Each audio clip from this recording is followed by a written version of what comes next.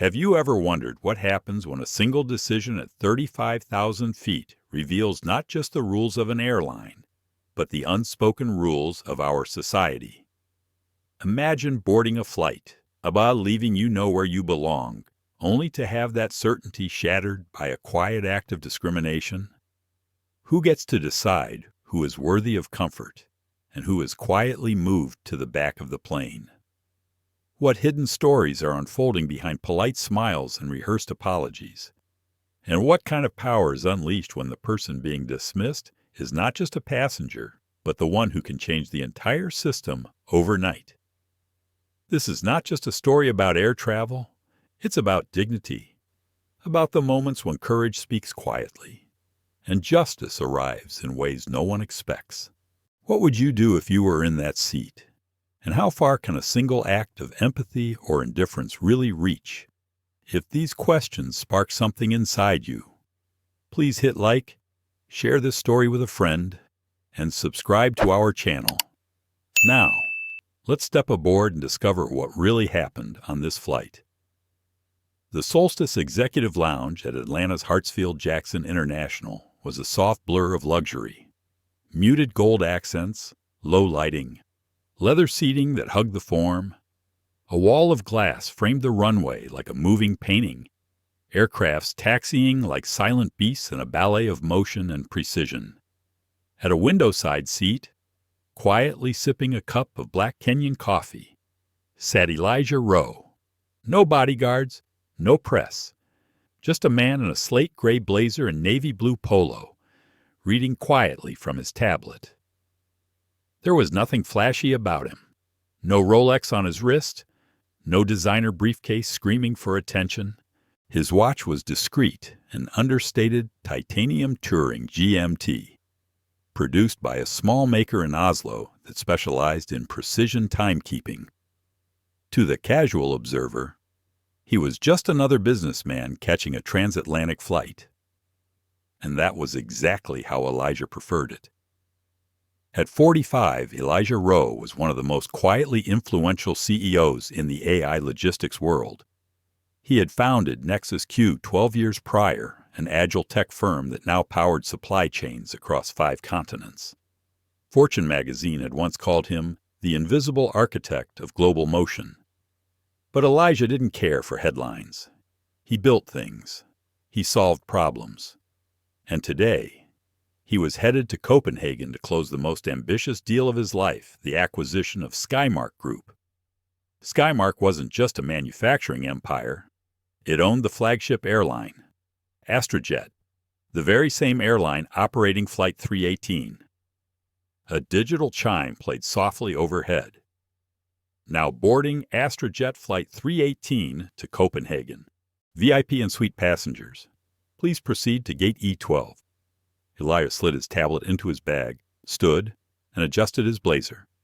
He took one last look at the tarmac. A storm was brewing far out beyond the terminal's view. He just didn't know it yet. At the gate, the agent scanned his boarding pass. "Welcome aboard, Mr. Rowe. You're in Suite 1C today."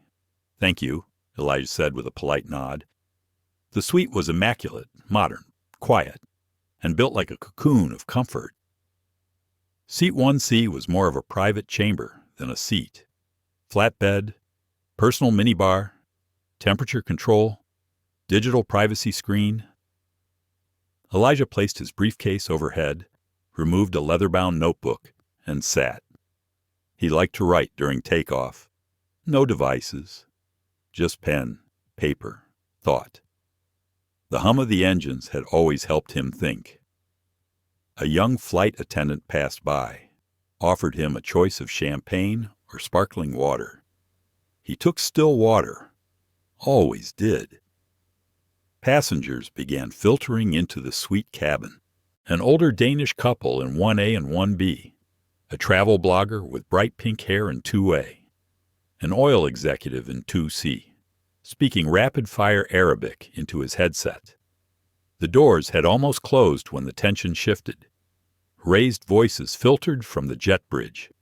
A man's voice loud, demanding, "You've got to be joking."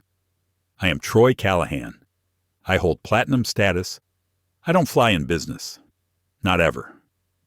Elijah didn't turn his head, but he listened. Another voice.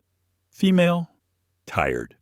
Mr. Callahan, we understand, but all VIP suites are currently occupied. There was a system error.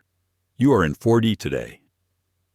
Elijah continued writing, a phrase his mother used to say, the real test of power is how you treat those you don't think you need. The man from the jet bridge appeared seconds later.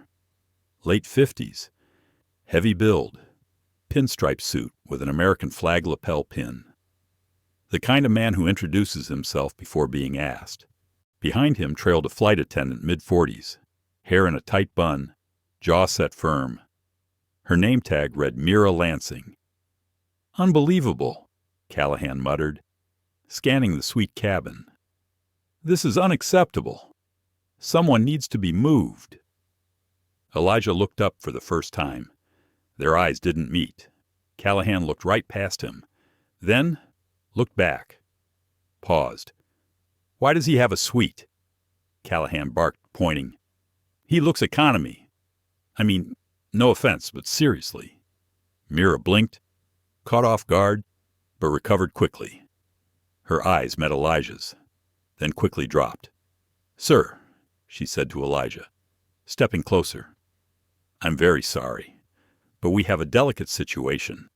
We've had an overbooking, and one of our elite status passengers doesn't have his suite. Would you consider relocating to premium cabin 4D? We'll compensate you. Elijah remained seated, calm. He folded his notebook closed. I have a paid booking for Suite 1C, confirmed yesterday. I'm not moving. I understand, Mira said, her tone becoming flatter. But we need to resolve this quickly. Mr. Callahan is one of our most frequent travelers. It would mean a great deal to us. And what does it mean to you? Elijah said slowly. That I'm not. Mira didn't respond. Behind her. Callahan smirked. Give him a voucher. That's what they usually want. Elijah stared at Mira now. His voice never rose, but his words carried weight. This isn't about a seat. It's about who you think deserves to stay, and who you think will go quietly. A beat, then another. Sir, Mira said, if you refuse to comply, we may need to escalate. Elijah nodded. I'd like your full name, he said, and your supervisor's. He rose, took his coat, picked up his bag. Not another word, no protest, just presence. The cabin was silent. Passengers stared. Nobody spoke. As Elijah walked down the aisle toward the rear cabin, past the curtain, past row 14, then 22, then 37, he finally stopped at the last row. Middle seat, next to the lavatory, 39D. He sat, buckled his belt, pulled out a phone, typed a message. Trigger Clause Epsilon. Immediate effect. Send. He looked out the window as the plane began taxiing. Above him, Mira Lansing poured scotch for Troy Callahan in the suite Elijah had paid for. They had won the skirmish, but they had no idea the war had just changed hands. Mira Lansing stood near the forward galley, hands on hips, lips pressed into a line so tight it looked carved. She was calm, at least on the outside. But inside, her heart thudded a little faster than usual. This wasn't how the shift was supposed to start. She had done over 600 international flights in her 19-year career with AstraJet. She'd served prime ministers and pro athletes. She knew how to smooth egos and bend protocol when needed. But something about Troy Callahan was different. He wasn't powerful. Not really. Not in the way that mattered. He just acted like he was entitled, loud, used to getting his way with a glare and a credit card. And now he was standing in front of her, fuming, muttering about status tiers and lawsuits. She could feel the heat of his frustration like static in the air. You don't understand. Troy repeated for the third time, his voice pitching up. I've been flying with you people for 15 years. 15. I didn't book a business class seat. This is a suite flight. You're going to bump me for someone who... He didn't finish the sentence, but Mira knew what he meant. They always do. Mr. Callahan, she said, lowering her voice. We've explained that we had a suite overbooking. There was a last-minute system sync error. The gate issued your boarding pass for 4D because the forward cabin is at capacity. Fix it, he snapped. Find someone else to move. I don't care who. Mira hesitated. She'd already checked the manifest. The Danish couple in 1A and 1B were elderly, both on oxygen, untouchable. The influencer in 2A online following, dangerous. The Saudi executive in 2C had been met at the gate by corporate staff. Only one passenger remained. 1C, the man she had moved minutes ago, Elijah Rowe. He had complied without fuss, hadn't raised his voice, hadn't mentioned his own status, hadn't even asked for compensation. But something about him had unsettled Mira. Not because of what he did, but what he didn't do. He didn't play the game. She remembered how he looked at her. Not angry, just disappointed. That was somehow worse. Still, she had made the call, and now here she was trying to justify it. We've relocated Mr. Rowe, she told Troy. You're all set in Suite 1C. Good, Troy said with a smug nod, wiping his forehead with a monogrammed handkerchief. I'm not trying to be difficult, but you have to maintain standards. Mira forced a smile. Of course, sir. She turned to the galley and pressed the intercom for the purser. Jonas, she said, when he picked up. Can you come forward now? Jonas Breck was a quiet man, late 50s, tired eyes. He'd seen more in-flight conflicts than he could count. He knew Mira, trusted her judgment, but hated drama. Anything that could delay departure gave him hives. He appeared moments later, smoothing his navy vest. What's the issue? He asked in a low voice. Mira leaned in. That's Troy Callahan, Platinum Plus. Made a scene at the gate. We gave him 1C after Rowe agreed to relocate, but Rowe didn't take it well. Said something about who you think deserves to stay. Jonas winced. So it's that kind of issue? Yeah, Mira whispered. I think he's going to escalate. Jonas rubbed the bridge of his nose. Okay, get his name. Document the relocation. Keep it neutral. Avoid the R word in any notes. Understood. And keep that guy in 4D happy. He's loud. Jonas returned to the business cabin while Mira stepped into the forward suite. Troy Callahan had already taken off his shoes and reclined the seat. A glass of Glenavon whiskey sat untouched on the tray. You handled that well, he said. Some of these guys, they don't understand how loyalty works. Mira nodded politely. We appreciate your continued trust, Mr. Callahan. He chuckled, adjusting his cufflinks. Listen, he said, don't get me wrong. I'm not saying that man doesn't deserve to be here, just that sometimes. People push boundaries, and it's good to remind them who really flies in this section. Mira stiffened. I'll let the crew know if you need anything. She turned sharply and walked back toward the galley, and for the first time in years, she felt something unfamiliar stir in her chest. Doubt. In the back of the plane. Elijah sat in 39D. The noise back here was different. Kids cried somewhere behind him. The smell of reheated chicken wafted through the vents. The flight had taken off 15 minutes ago. He stared out the window, then down at his notebook. He hadn't written anything since the relocation. His hand hovered over the page, a single line. Would I have moved? If I didn't know what I know. He tapped his pen twice against the paper. He had made a choice. To comply. To remain calm. But part of him regretted that. Not because of ego, but because of message.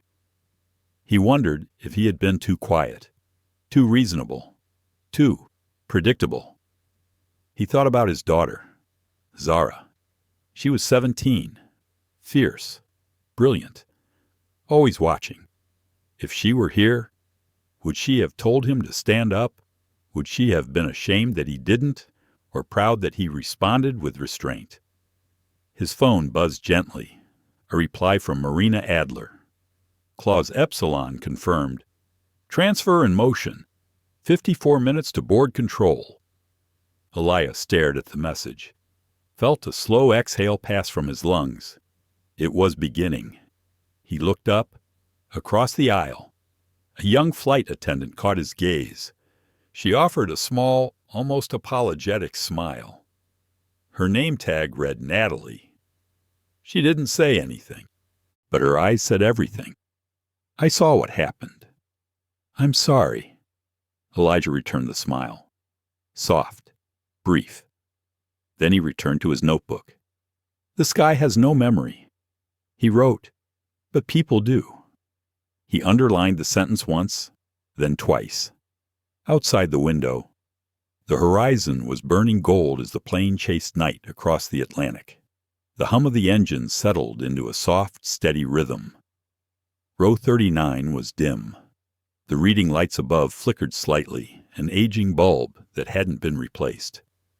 Elijah didn't mind. He wasn't reading anymore. He was thinking. The seat was tight. His knees brushed the magazine pouch in front of him. The man to his left had taken the armrest without hesitation. A woman on his right had fallen asleep against the window, her head tilting toward him, exhaling softly through parted lips. Elijah didn't shift. He was used to discomfort, used to adapting, but his mind refused to settle. He had spent a lifetime mastering patience. He understood when to speak and when to listen. But there was a fine line between dignity and silence, and he was starting to wonder whether he had let the wrong line be crossed. The whisper of injustice was louder than any turbulence. He remembered something his father once told him. They won't always shout at you, Eli. Sometimes they'll smile while cutting the line in front of you. And that's the harder part, because no one else will see it, but you. Elijah hadn't thought about his father in a while. Not until today. Not until Seat 1C had been handed away like an afterthought. He turned the page of his notebook, slowly. His pen hovered over the top margin. Then, as if pulled by something deeper than decision, he wrote, This is not the first time, but it might be the last time I let it pass. Meanwhile, in the forward galley. Mira Lansing sipped from her thermos and glanced at the cabin monitor. Flight time remaining 7 hours and 22 minutes. Jonas had gone back to checking manifests. Callahan had drifted to sleep with an eye mask on, snoring faintly. Everything looked normal, but it didn't feel normal. Mira was unsettled. She couldn't shake the way Elijah had looked at her, the way his voice hadn't wavered, not out of fear or frustration, but something deeper, something heavier. There hadn't been any raised voices, no outbursts, no threats, but she couldn't stop replaying his words. It's about who you think deserves to stay. Her hand tapped gently against the service cart. Her brow creased. She hated this feeling. It made her feel like she had misread the situation. And worse, like she had been seen for exactly who she was in that moment. Mira. Jonas' voice cut into her thoughts. He stepped into the galley with a tablet in hand. She straightened quickly. Passenger in 39D. He said quietly, Elijah Rowe. Do you know who he is? She blinked. No. Should I? Jonas turned the tablet toward her. An open article loaded on the screen. Nexus Q announces final stage acquisition talks with Skymark Group, parent company of AstraJet. Sources confirm closing will grant CEO Elijah Rowe majority control pending Copenhagen execution. Mira stared at the screen. Her mouth opened, closed. She felt her throat tighten. "You're kidding?" Jonas shook his head once. "I had someone in ops send me this the moment the name clicked. He didn't announce himself. He didn't flash credentials. But that's him." Mira leaned against the counter. She suddenly felt cold, even in the warmth of the galley. "We moved him," she said. "We bumped him," Jonas corrected. "I thought she stopped herself." That was the problem. She thought he'd be the least trouble. The quiet one. The one who would take the hit. And he had. Calmly. Gracefully. Devastatingly. Jonas ran a hand through his graying hair. "He's probably going to report it. If he hasn't already. He asked for our names." She whispered, "Well, now we know why." Jonas exhaled hard. "All right. Let's get ahead of this. Let's draft the incident log, keep it clean. Say we followed overbooking protocol. Use neutral phrasing. Don't mention Callahan's remarks." Mira nodded. Numb. He didn't even argue. She said, almost to herself, "That's what worries me," Jonas said. "Back in 39D. Elijah reached for his water. The bottle was warm now, sweating against the tray. He hadn't planned on triggering Clause Epsilon during this flight. The deal wasn't set to finalize for another 12 hours. But the incident had created a new situation, one that demanded a different timeline. His phone buzzed. "Marina Adler acquisition transfer has cleared Phase 1. Legal team now en route to Copenhagen to prepare Skymark execs. Press release held until confirmation. Do we proceed with public notice?" Elijah stared at the screen, then typed, "Not yet. We wait until landing." He paused, then added, "But I want a direct line ready for AstraJet COO. I'll speak to him before I deplane." He turned off the screen and closed his eyes. Just for a moment, not out of weariness, but control. Let the plane fly. Let the hours pass. He was ready. Natalie Ruiz, walking the aisle slowly with the post-meal service cart, saw him again. He hadn't moved in over an hour, except to write. She couldn't read his face, but something about the way he held his pen, the stillness of his posture, told her he wasn't just another passenger. She slowed briefly at his brow. "Would you like anything, sir?" she asked gently. He looked up, surprised by the softness in her tone. "No, thank you," he said, then added, "But thank you for asking." Natalie gave a small nod, then kept walking. But something stayed with her. That voice, that presence. She didn't know who he was, but she knew he mattered. Elijah turned back to his notebook. He began a new entry. "When systems fail to see you, you have two choices. Leave quietly, or redesign the system." He underlined the last sentence twice. The turbulence was barely noticeable, but something much larger was already shaking at 35,000 feet. The plane drifted into darkness. Over the Atlantic, the world outside had turned to a velvet black. No cities, no lights, only the faint glow of stars shimmering above the wing. Inside the cabin, everything seemed still. Meals had been served, drinks poured, cabin lights dimmed, sleep masks were on, movies were paused. A hush had settled like fog, but Elijah Rowe was wide awake. The hum of the engines faded into the background as he stared at the tray in front of him. His hands rested on the edge, fingers gently curled. His notebook sat closed beside the half-empty water bottle. He hadn't written in the past half hour. He didn't need to. Everything was already in motion. He had replayed the moment in Suite 1C a dozen times. The moment Mira Lansing approached. The way she didn't ask, just informed. The shift in tone. The absence of curiosity. The unspoken message behind every word. There hadn't been room for conversation. Just assumption.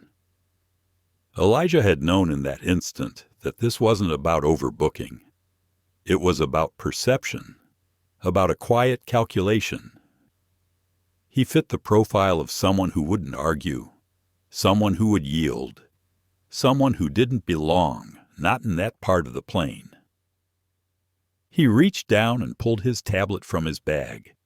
The screen blinked to life, encrypted login glowing in blue. He tapped through the interface until a live link opened to Marina Adler's secure server.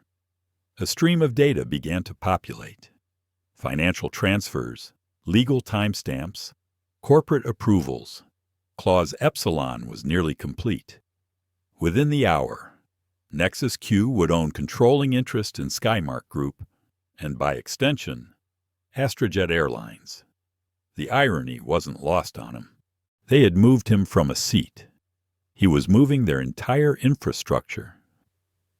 As he scrolled through the executive chart, he stopped on one name, Soren Hall, Chief Operating Officer, AstraJet, based in Copenhagen. He'd met the man once during early acquisition talks. Efficient, blunt, cautious. Elijah tapped the name and added a note. Meet me at Gate 43. Direct arrival. No press. Terminations pending. He closed the tablet and leaned back. The cheap leather squeaked. He thought of his daughter again. Zara. If she knew what happened on this flight, she'd be furious.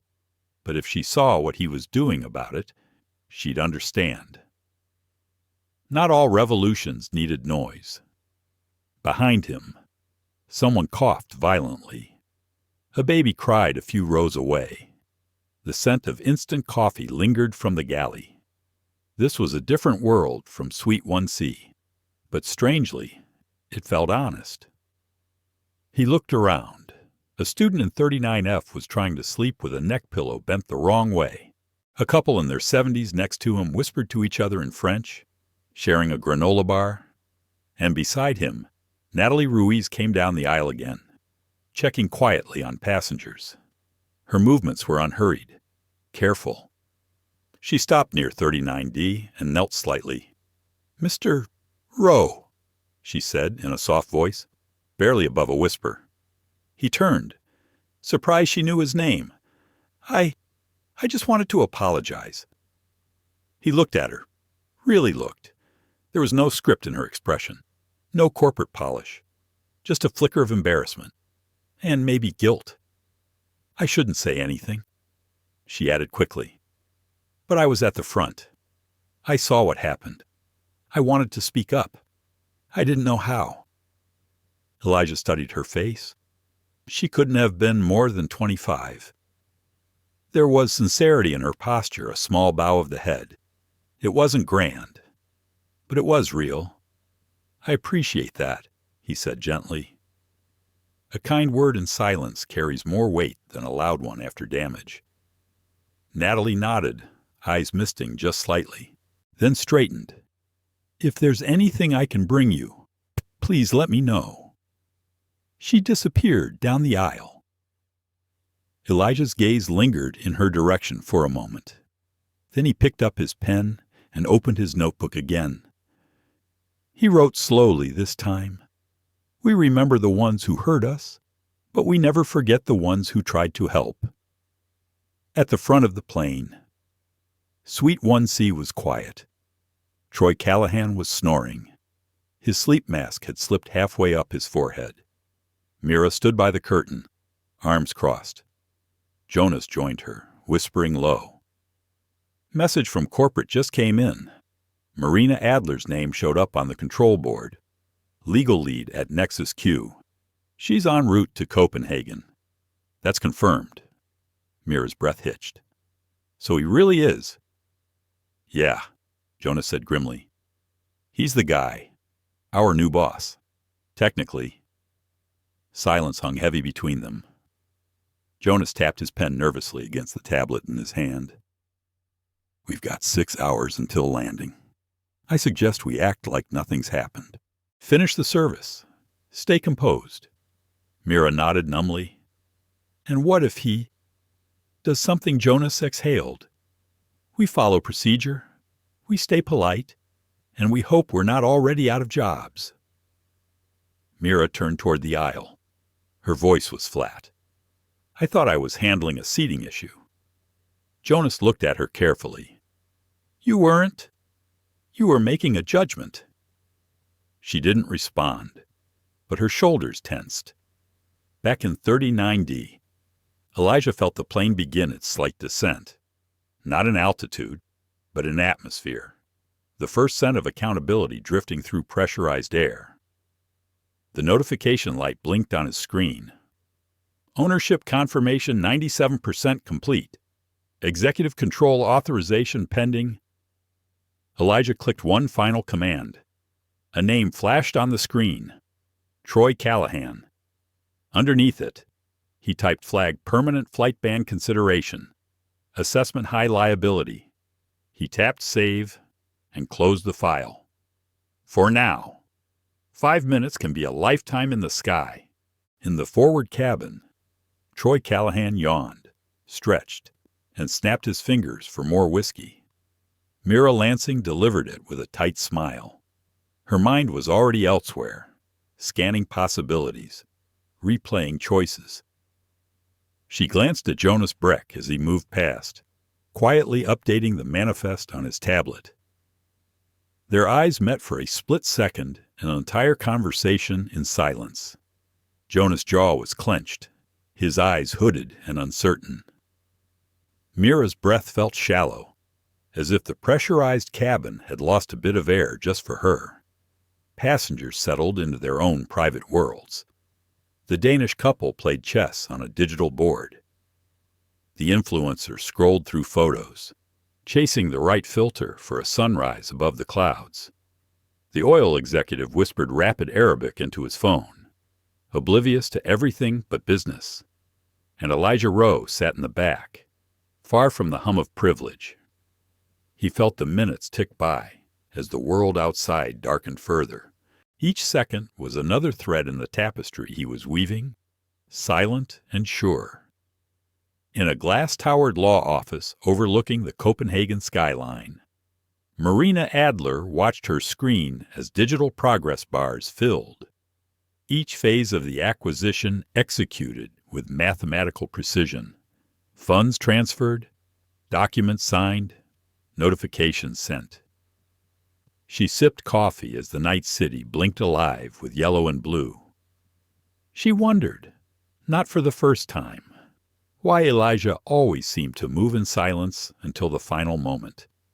But that was his genius, never revealing the play until the board had already shifted. Her phone buzzed. Elias Trent, CEO, Skymark Group. The call was urgent, direct, his voice tense with sleep and adrenaline. What's going on? Marina, I just received a notification from our Zurich branch. Control transfer is underway. I thought this wasn't closing until tomorrow. Marina answered smoothly. Clause Epsilon was triggered per the agreement. Nexus Q now holds operational authority.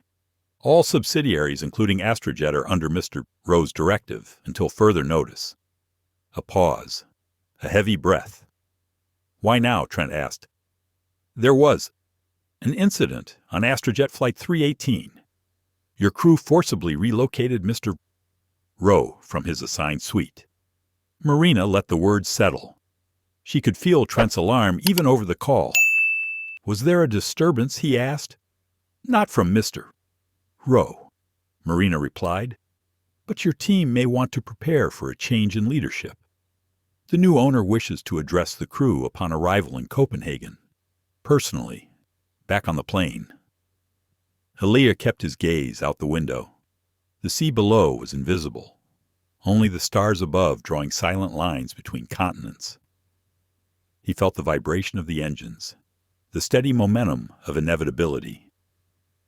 He thought of his late mother's hands, gentle, worn from years as a nurse, always reminding him that dignity wasn't just given, it was protected. He remembered the times he had to sit in the back when he was younger because of someone else's assumption. He remembered his first business trip when a hotel manager tried to redirect him to a service entrance. And yet, here he was, orchestrating a quiet, unstoppable takeover, not for revenge, but for recalibration, for clarity. His phone glowed with a new message. Marina full operational transfer confirmed. Skymark CEO notified. AstraJet COO Soren Hall has been alerted. Security detail to meet flight at Gate 43 main terminal. Your instructions. Elijah typed without looking away from the window. Prepare direct action. Request full names and employee IDs for forward cabin crew and purser.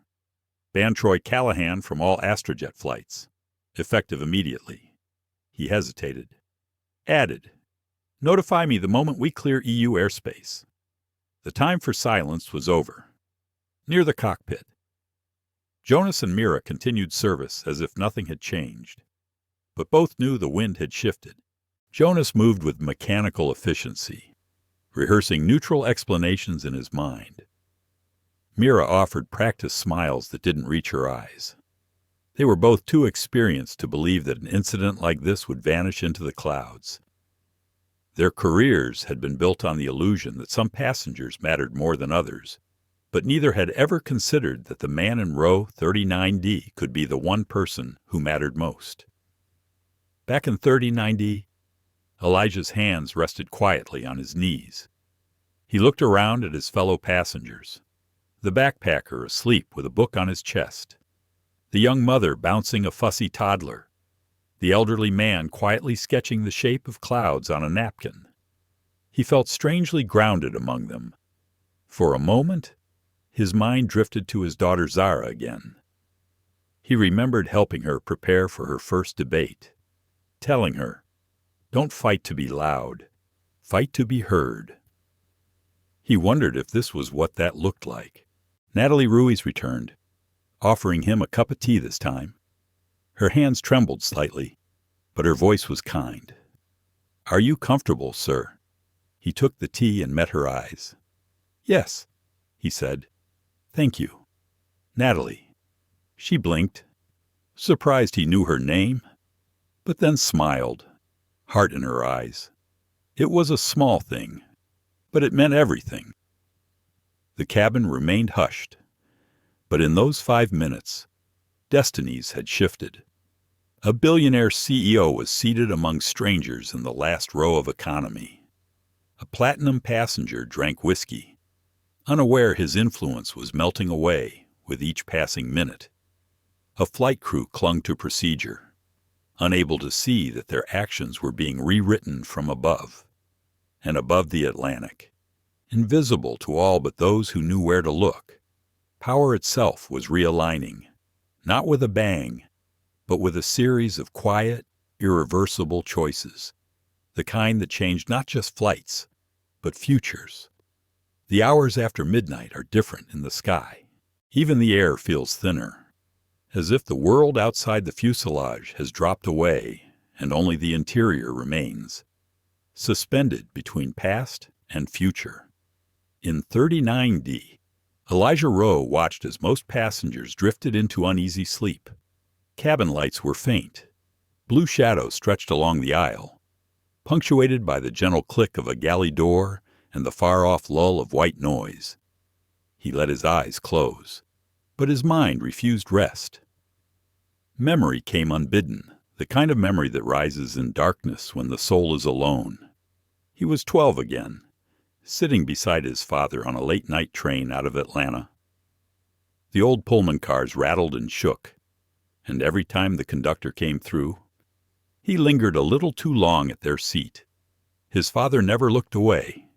He always met the man's eyes, polite but resolute, never giving ground. Later, as Elijah drifted in and out of sleep, his father squeezed his shoulder and said softly, "Never let them steal your right to belong. Eli, not here, not anywhere." It was a lesson Elijah had needed all his life, especially now. He opened his notebook and wrote, "The sky is the same for everyone. Only the seating chart is different." He let the pen rest and considered the truth of that line. In business, as in life, some people boarded first, some last. Some passed through velvet ropes, others through back doors. But dignity wasn't about the section of the plane you were in. Dignity was what you carried with you, everywhere. As the flight sailed over the ocean, Elijah reflected on the dozens of times he'd faced a moment like this: microaggressions, assumptions, decisions made by others with just enough plausible deniability to pass for policy. This time, he'd chosen a different response. He felt a pang of uncertainty then, sharp and unexpected. Was he right to act so quietly, so strategically? Would anyone ever know what had really happened? Would it matter in first class? Troy Callahan rolled over in his suite, his snores barely muffled by the luxury pillow. Mira Lansing moved with routine precision, checking seats, refreshing glasses, monitoring every shift in passenger comfort. But she too was restless. She leaned on the galley counter, staring at her reflection in a darkened oven door. What was the right thing to do? Had she been so focused on procedure that she'd missed the real story unfolding before her? The words Elijah had spoken echoed in her mind. It's about who you think deserves to stay. Jonas Breck passed through the galley, his steps heavy. "You all right?" he asked, keeping his voice low. Mira didn't answer right away. "Do you ever think about why we make the calls we make?" He considered. It's not always easy. Sometimes it's about speed. Sometimes it's about the path of least resistance. Sometimes it's about bias, Mira whispered, her voice almost lost under the engine drone. Jonas glanced away. "That's for management to worry about." "Maybe it shouldn't be," Mira said, quieter than before. Jonas said nothing. He handed her the manifest, nodded, and moved on. In the back, Elijah sensed a change in atmosphere, a subtle heaviness, as if the air itself waited for what was coming. He reached for his phone, scrolled through a folder of old photos. There was Zara at 9, arms thrown around a rescue dog, his late wife's smile at a graduation. Himself, much younger, on a New York sidewalk after his first big contract. In every photo, his eyes were searching for something. Even then, he opened his email and reread a message from Zara sent earlier that week. Subject: remember why you started. Her words were simple. "Dad, you always told me it's not about how loud you shout. It's about how well you listen. I hope you're listening to yourself. Love you. See you soon." He smiled, heart heavy and light at the same time. Natalie Ruiz drifted past, quietly checking on passengers, offering an extra pillow to a woman with aching legs. She paused at Elijah's row.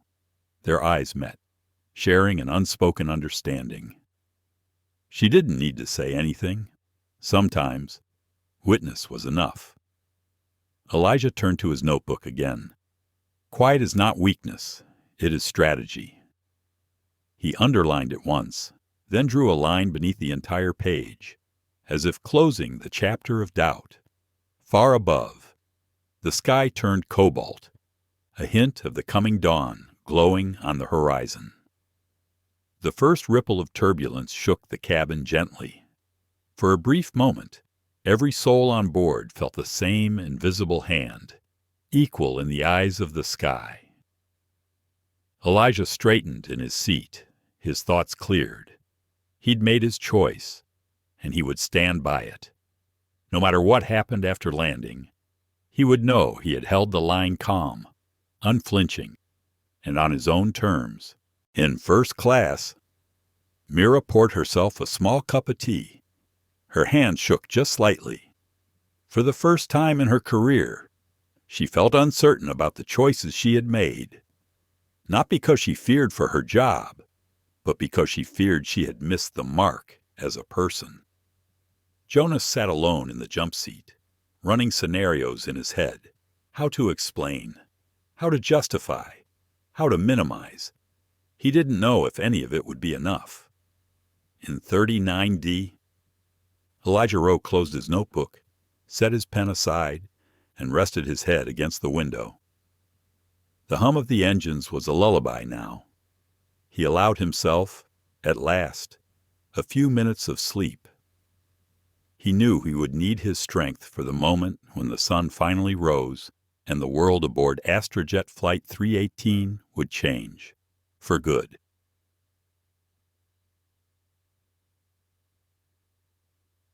The sky outside had begun to pale, a soft silver light blooming at the edge of the horizon. Inside the forward cabin, all was calm at least. That's how it appeared from the outside. Mira Lansing adjusted the collar of her uniform and stood in the galley, gathering her composure. She watched the coffee percolate into a polished silver pot, steam curling upward. Her hands felt oddly cold.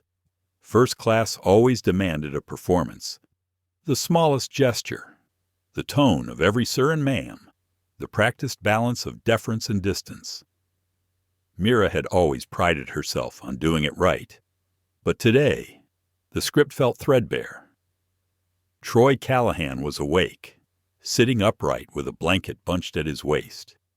He sipped the last of his whiskey, smacking his lips and peering out the window. The world beneath them looked peaceful, but turbulence brewed just out of sight. Mira approached with practiced poise. "Would you care for breakfast, Mr. Callahan? We have fresh croissants and omelets this morning." He shook his head, pushing the glass away. "Just coffee, and make it strong." She nodded and poured, careful not to spill a drop. He watched her with a lazy satisfaction, eyes wandering the cabin. "You know," he said, voice pitched lower, "some people think the rules don't apply to them. That's what's wrong with travel these days. Too much entitlement from the wrong crowd." Mira kept her face still. "We do our best to make every guest comfortable." Troy laughed, a sharp sound. "I saw how you handled that situation at boarding. That was efficient. Some people just don't get how things work. You either fit the profile or you don't." "Right." Mira felt something twist in her stomach. She forced a polite smile, looking past him to the curtain. "We try to follow protocol, sir." He leaned closer, his voice almost conspiratorial. "Protocol is only as good as the people enforcing it. You can't teach good instincts." She straightened. "I'll let you know when breakfast is ready." She retreated to the galley, feeling a wave of nausea rise up. The words he spoke landed like pebbles in a pond, spreading rings of discomfort, even as she tried to brush them off. Mira poured herself a glass of water and sipped slowly, eyes on the back of the closed curtain.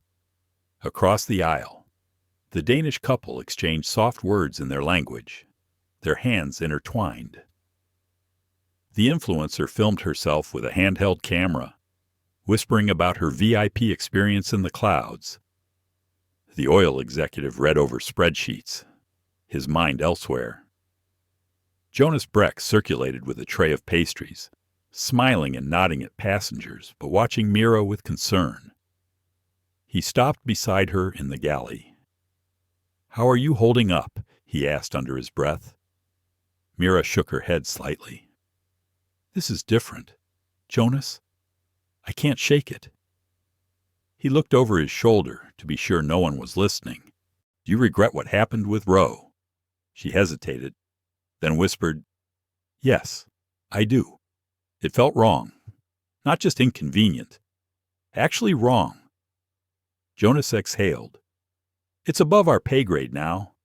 I have a feeling everything is about to change. Mira looked at him, eyes searching. Do you think he'll go public? Jonas frowned. He doesn't have to. People like him, they don't need to shout. They move quietly and make things happen. I read up on Nexus Q while you were resting. He's not just a CEO. He's the kind of man who moves entire markets. Mira's grip tightened on the water glass. I just wish I could rewind. Rethink. Jonas set a gentle hand on her shoulder. We made the choices we made. All we can do now is own it. The curtain rustled. Natalie Ruiz entered, her steps quiet. She was there to deliver a tray of clean glasses, but paused, sensing the tension. Mira offered a strained smile. Natalie, how is everything in the back? Natalie glanced at the tray, then met Mira's eyes. It's quieter there. People are tired, but they look out for each other. Her tone was gentle, yet there was a subtle weight behind it. Jonas cleared his throat. Let us know if you need help. Natalie nodded and stepped back through the curtain, her presence lingering like a breath of fresh air. Mira watched her go, then looked at Jonas. She saw it all. Didn't she? Jonas nodded. She did. For a moment, they stood together in the galley, the hum of the engines masking their silence. In the rear of the plane, Elijah sipped tea and wrote in his notebook, mind weaving in and out of the present.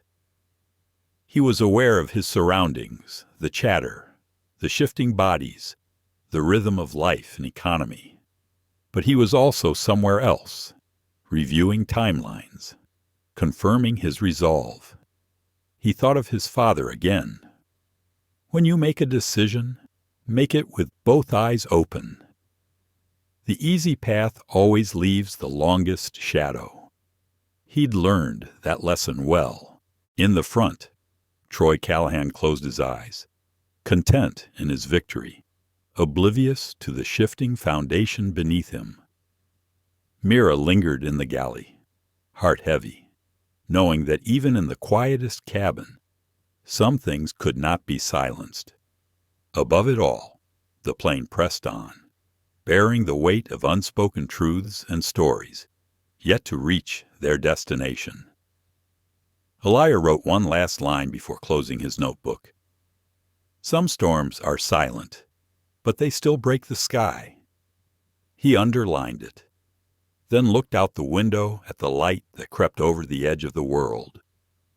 The first true hint of morning lit the rim of the cabin windows, casting thin bars of gold across sleeping faces. Elijah Rowe opened his eyes to the shift in light, unsure whether he'd truly slept or simply drifted in and out of memory. For a moment, he was nowhere at all, neither in the sky nor on the ground, neither the past nor the future, but caught in that fragile place where change is about to happen. He sat up, rolling his shoulders to shake the stiffness of the cramped seat. The bustle of the cabin was just beginning. Luggage bins clicked open. The first bathroom lines formed. The whisper of nylon and cotton against synthetic leather became a steady music, soft and expectant. Elijah checked his phone. The confirmation message from Marina Adler glowed quietly. You are now chairman. All controls secured. Press release scheduled for 10:00 CET. Awaiting final directives. Soren Hall will meet you at gate 43.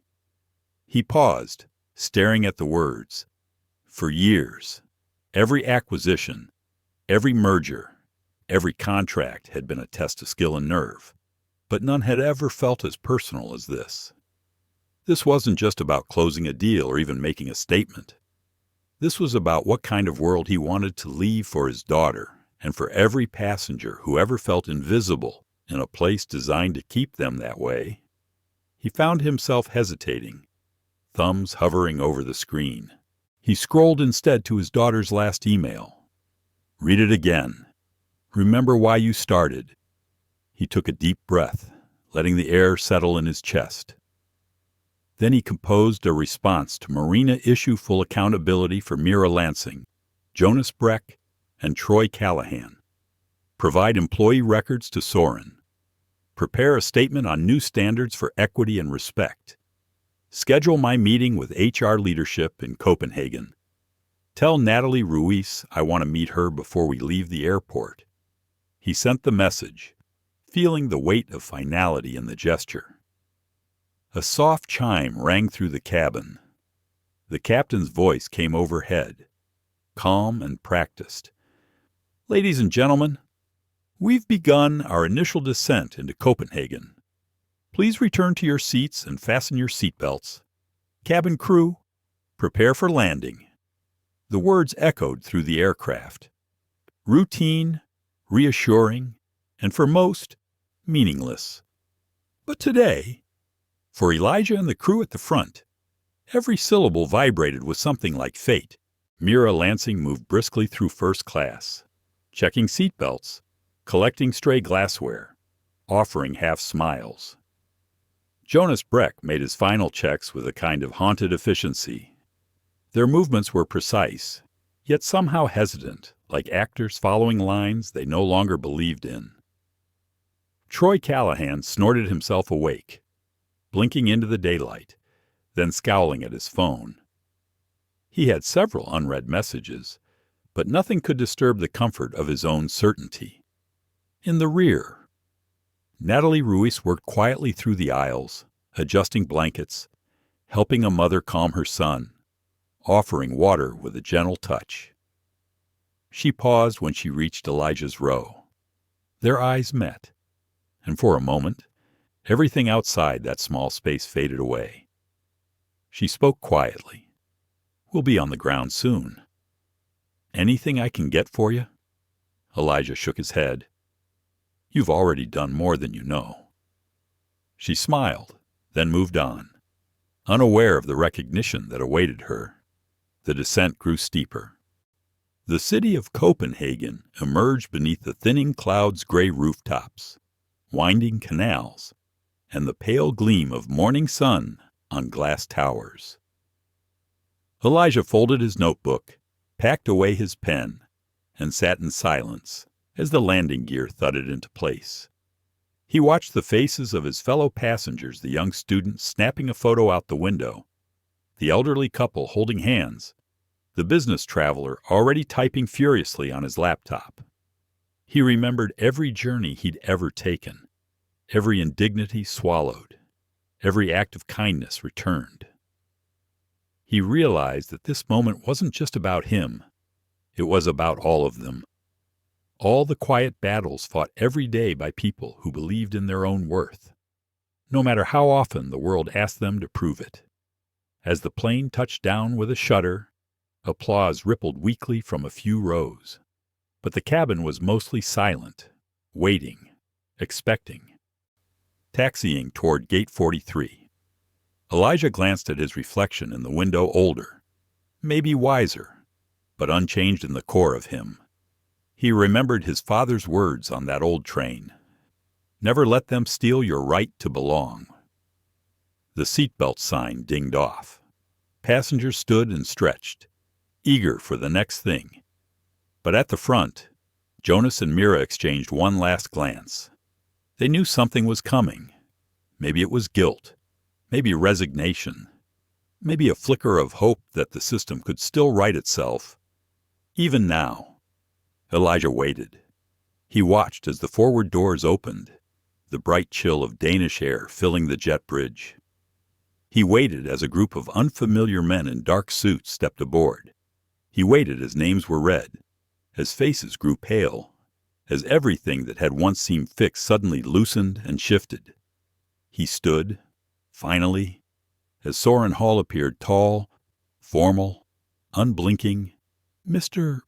Rowe," he said, voice barely audible above the murmurs. "We're ready for you." And for the first time since leaving Atlanta, Elia felt the world tip back toward balance. The arrival at Copenhagen Airport was never just a landing. It was a return to Earth after hours of floating in a world apart. For most, it meant the anticipation of meetings, reunions, or the simple relief of stretching cramped legs. For Elijah Rowe, it was the start of a reckoning. As the jet bridge locked into place with a soft thud, a hush fell across the front cabin.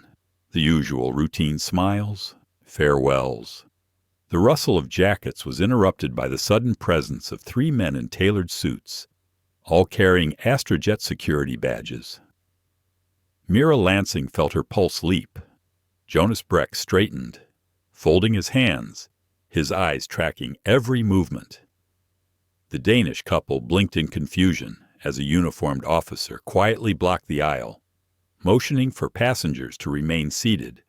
Troy Callahan, now standing in the suite, frowned. "What's this about? I have a connection to make." His voice carried, but for once, nobody answered. The head of the group, Soren Hall, COO of AstraJet, entered the aircraft.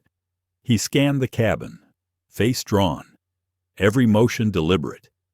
He ignored the luxury suites and instead fixed his attention on the rear of the plane. "Excuse me," Soren said to Jonas. "I'm looking for Mr.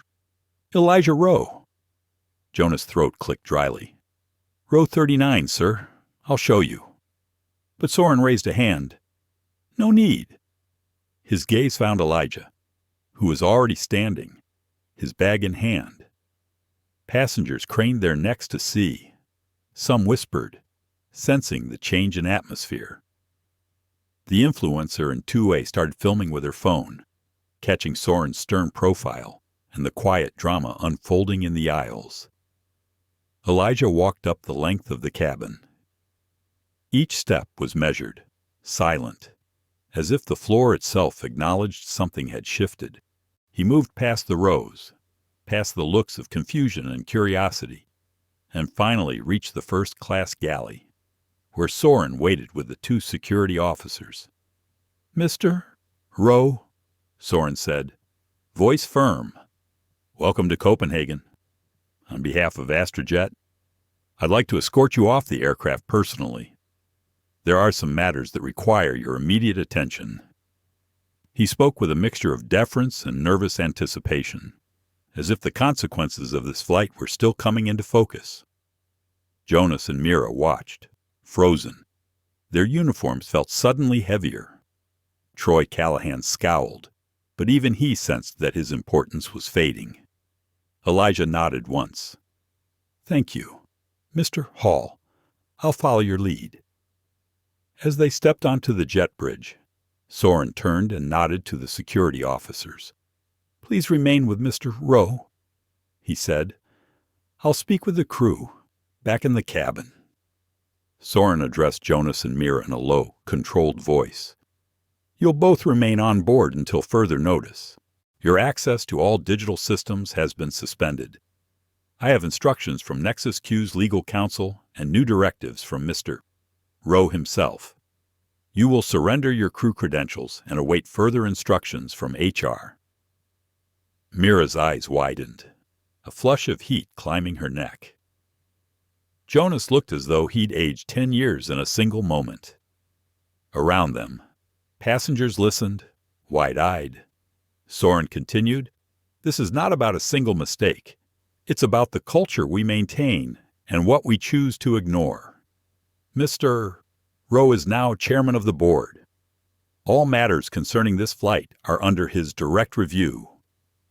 He didn't raise his voice, but the finality in his words was unmistakable. Jonas nodded slowly. "Resigned?" "Yes, sir." Mira's voice faltered. "Are we being terminated?" Soren met her eyes. "You are being suspended pending a formal investigation. HR will be in touch. I suggest you prepare a statement. And for what it's worth, think carefully about what you wish you'd done differently." He left them standing there as he moved down the jet bridge. At the terminal gate, Elijah was met by Marina Adler and a small group of NexusQ executives. Cameras flashed, but security kept reporters at bay. The press release had gone live minutes before NexusQ completes acquisition of Skymark Group, immediate overhaul of equity and passenger dignity standards at AstraJet. Elijah paused before the crowd, the exhaustion of the flight heavy in his bones. But his posture was unbroken, his eyes clear. Soren Hall addressed the press with a brief statement. AstraJet is committed to transformation at every level. We welcome Mr. Rowe and his leadership. Our new policies will ensure that every passenger is treated with dignity and respect starting today. The crowd buzzed with questions, but Elijah spoke only a few words. This is not just about business. It's about the kind of world we want to fly in, and the kind of company we choose to be. He scanned the crowd and found Natalie Ruiz, standing near the back, uncertain and out of place among the executives. Elijah beckoned her forward. When she reached him, he extended his hand, offering a quiet smile. "Thank you, Natalie," he said, voice warm. "Your kindness did not go unnoticed." She blushed, barely able to reply. "I was just doing my job, sir." "You did more than that," Elijah said. "You reminded me that sometimes, even a small act makes a difference." As the crowd watched, Natalie Ruiz became the face of a new beginning, proof that the simplest choices could ripple outward, changing lives in ways neither policy nor protocol ever could. Inside the aircraft, Mira sat down hard in the jump seat, hands shaking. Jonas leaned against the galley wall, staring at nothing. They listened to the echo of footsteps leaving the plane, knowing the world they returned to would not be the one they left behind. The terminal's glass walls gleamed with early morning sunlight as Elijah Rowe stepped through the gate with Soren Hall and his team. The buzz of cameras and murmurs faded behind him, but inside the aircraft, tension still thickened the air. Mira Lansing and Jonas Breck remained in the galley, each running through every decision, every moment from the flight. They waited, suspended between their past certainty and an uncertain future. Soren returned, accompanied by 2 AstraJet HR officers and a security team. He stood before Mira and Jonas, authority unmistakable in his posture.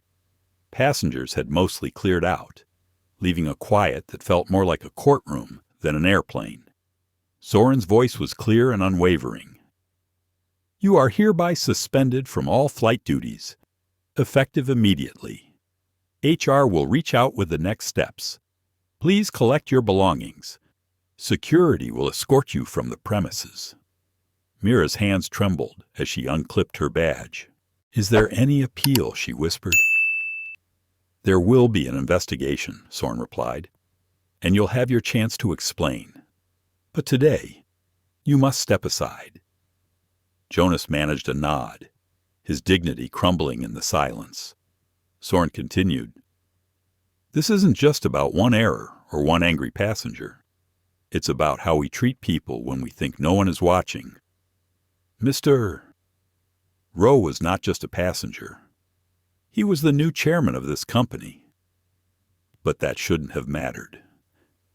What should have mattered was doing the right thing for every person on board." The finality in his words pressed down like gravity. Mira felt tears threaten, but held them back. She gathered her things in silence.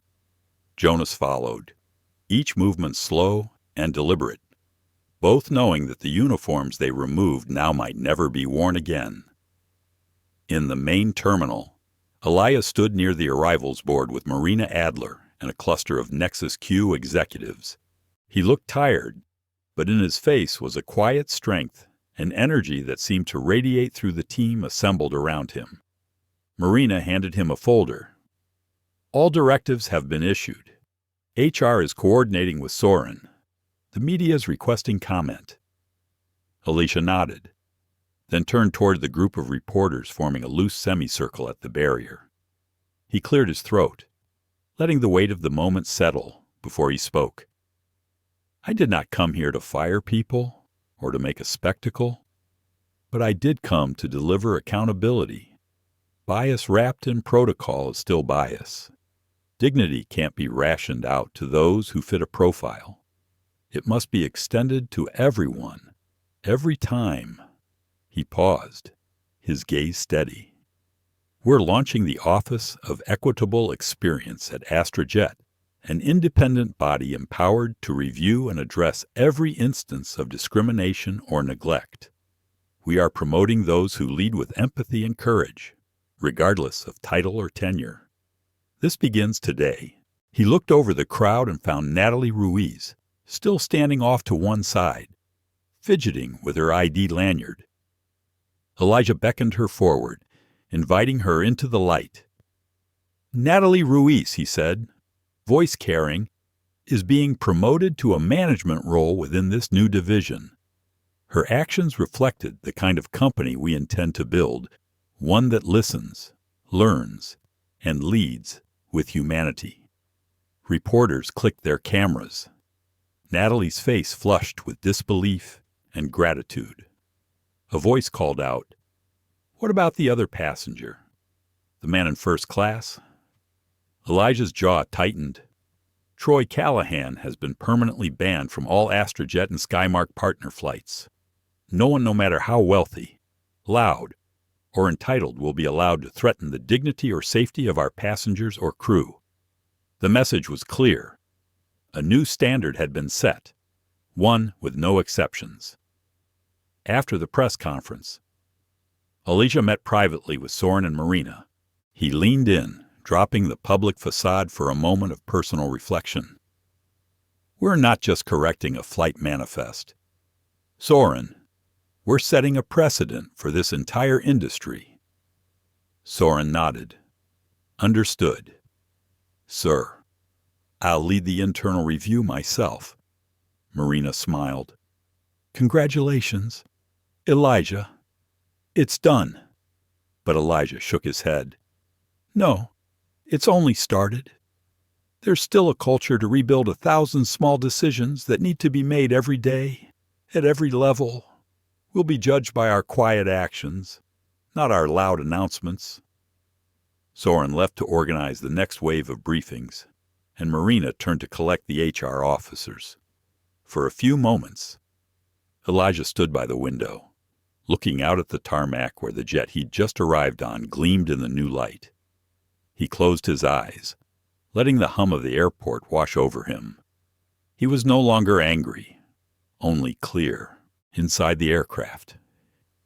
Mira and Jonas made their way down the aisle one last time. Uniform sharp, but the energy drained from their bodies. Passengers averted their eyes, unsure what to say, feeling the consequences ripple through the cabin. Security led them out, past the crew room, through a private door that led away from the heart of the airport. As the door closed behind them, they understood the world had changed, and so had they. Elijah, now alone, found a quiet bench in the arrivals hall. He sat, notebook on his lap, pen in hand. The first lines he wrote came as easily as breath. Some reckonings happen in public, some in private. The only ones that matter are those that change us for the better. He watched the morning crowd surge through the terminal, new journeys beginning, old stories ending, and felt the balance restored. If only for a day. For days after the incident, the ripple effects moved through AstraJet and the larger Skymark group like an aftershock. News outlets published articles with headlines about accountability, corporate culture, and a new era for passenger rights. Social media buzzed with commentary, praise, and even criticism. But the core of the story, the reason for change, remained steady. Inside AstraJet headquarters, Elijah Rowe convened his first meeting as chairman. The room was glass-walled and bright, filled with sunlight and anticipation.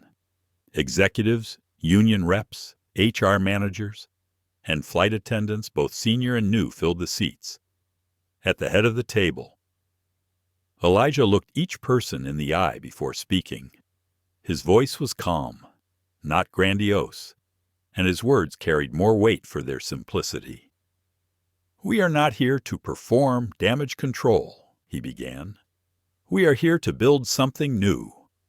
That starts with the truth, especially the parts we're least comfortable with." He let the silence settle. "I was moved from my seat because of a decision that should never have been made. But the greater harm was not in a single act. It was in the culture that made it possible. Even routine. That ends now." He outlined the plan, a sweeping, company-wide culture audit.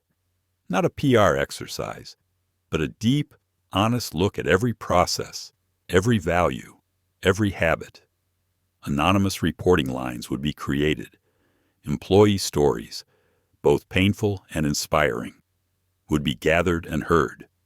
Most importantly, the Office of Equitable Experience, led by Soren Hall and newly promoted Natalie Ruiz, would be given authority to act.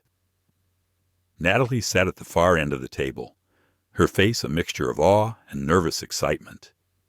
She had never expected a kind word to lead here. Now, her empathy was the seed of a new leadership philosophy. After the meeting, Soren Hall stopped her in the hallway. "We have work to do," he said, handing her a stack of feedback forms. "But this is our chance to do it right. People will resist. Some will resent the changes. You'll hear stories that are hard to carry. But remember what brought you here." Natalie nodded. "The reality sinking in. Thank you for believing in me." "It wasn't belief," Soren said. "It was recognition. Elsewhere." Mira Lansing met with HR in a quiet, windowless office. She wore civilian clothes now, her hair loose around her shoulders, her badge turned in. The HR officer, a middle-aged woman with kind eyes, opened the conversation with a question. "Why did you move, Mr.?" Rowe from his seat. Mira hesitated, searching for the right words. "Because I thought he would comply. Because he seemed calm. Because if I'm honest, I didn't question the request closely enough. I just wanted to avoid conflict with a high-status passenger." "Was there any point when you felt you could have chosen differently?" Mira nodded, her throat tight. "Several times. I should have stood up for what was fair, not just what was easy." The HR officer listened carefully. "The investigation will consider your entire record, your service, your feedback, your willingness to learn.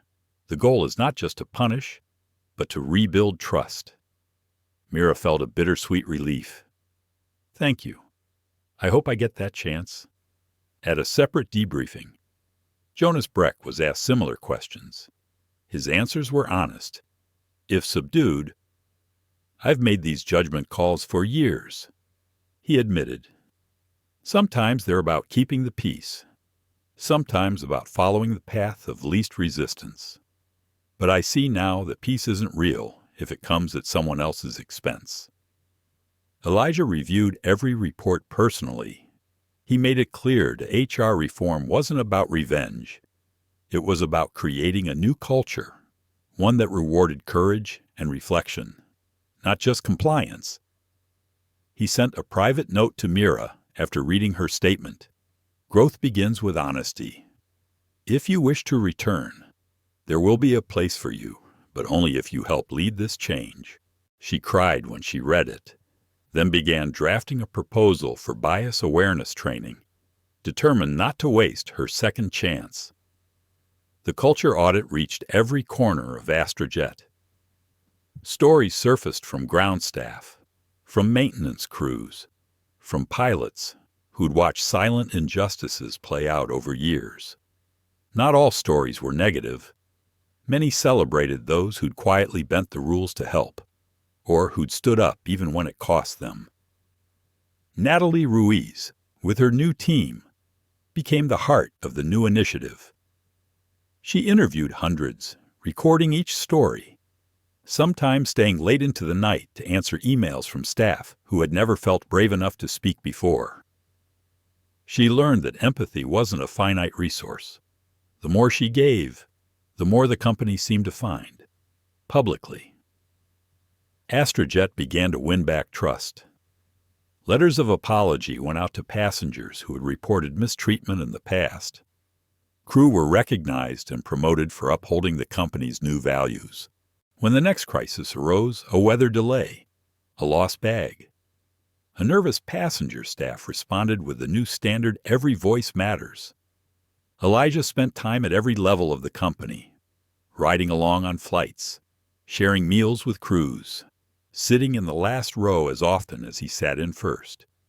He knew that true change wasn't about a single speech or a single day. It was about being present again and again until the new way of being became the only way. In his office, late at night, Elijah would open his notebook and add to the story. Some pages were filled with anger and regret, others with gratitude and hope. Cultures change slowly, but they do change.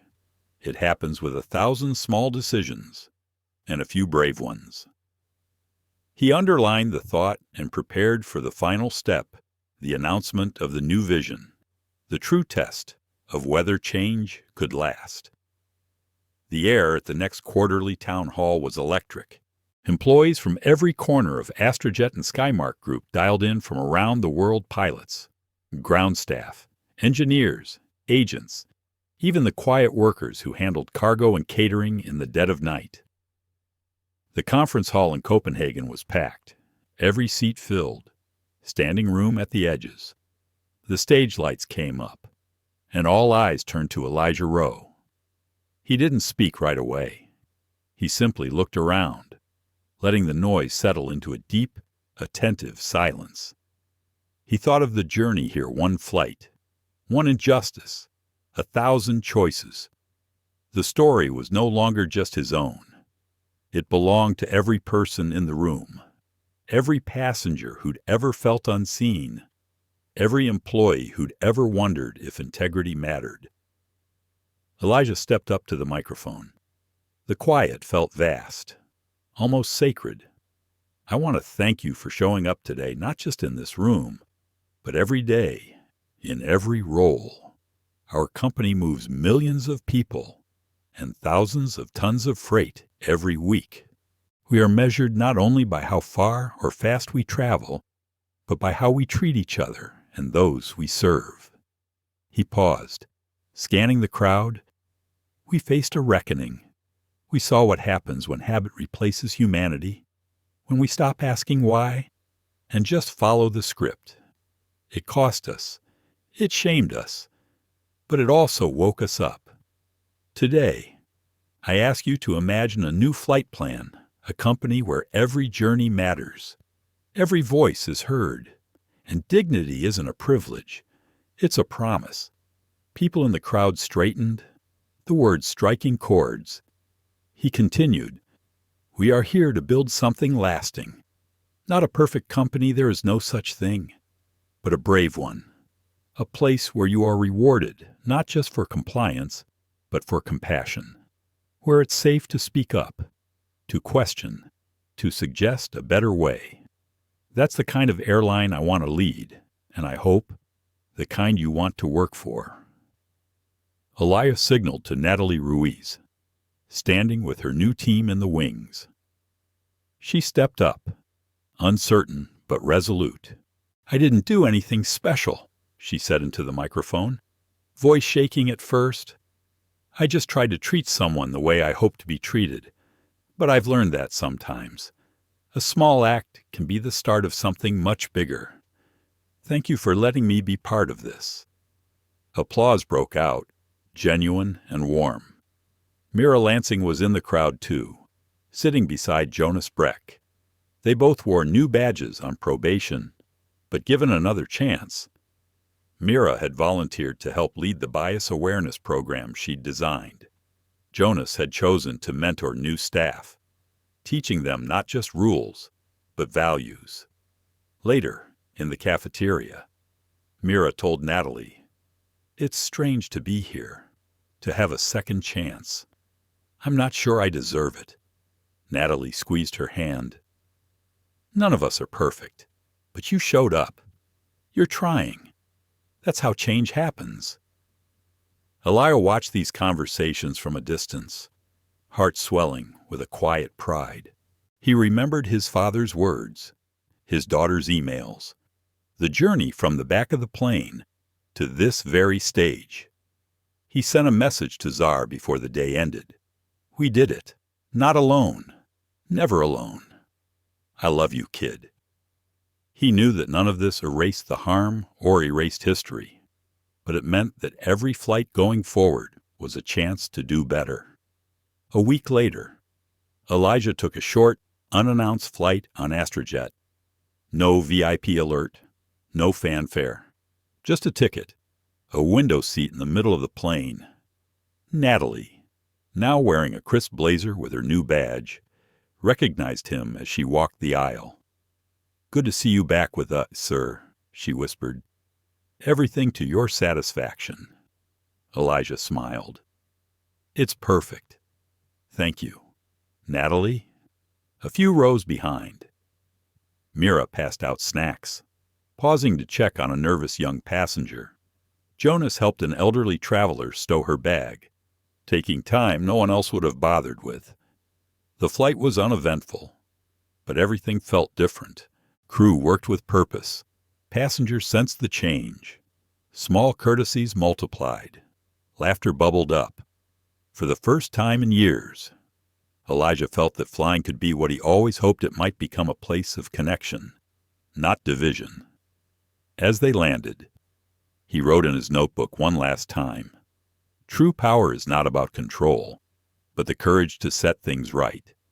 A single flight can change a life. A single act can change a company. The sky is big enough for everyone." He underlined the sentence, closed the book, and stepped out into the bright morning light. A new journey already unfolding ahead.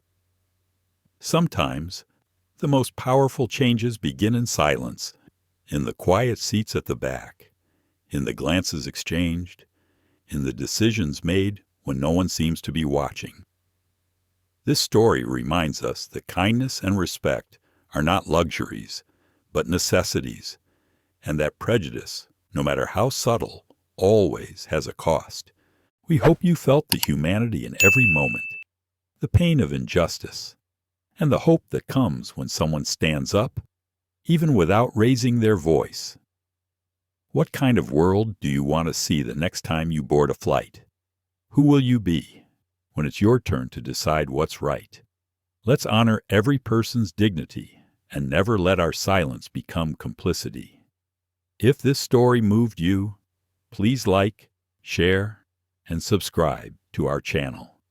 Your support helps us bring more true stories of justice, compassion, and change to life. Thank you for watching, and we can't wait to see you on our next journey together.